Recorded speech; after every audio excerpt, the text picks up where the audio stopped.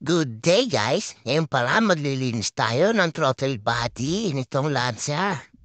Matutornilyo lang. Ayan, tinanggalan natin yung throttle body niya. Nilagyan natin ng grasa yung servo niya.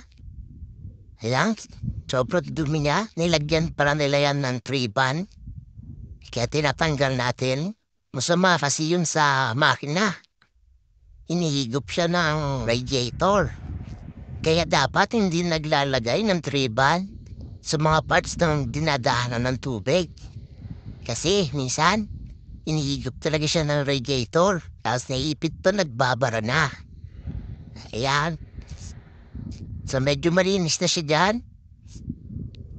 Tapos yung TPS niya, bali. Kaya nilagyan natin ng mighty ban. Pansamantala lang yan. Ayan, pinabalik na natin yung gasket. Kaso medyo namaga.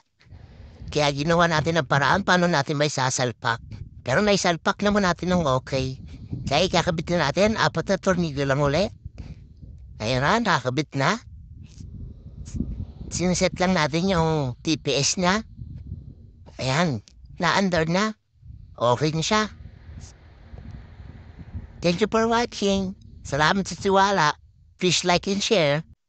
Sa uulitin, at huwag mong kalimutan magbigay ng star ha. Salamat!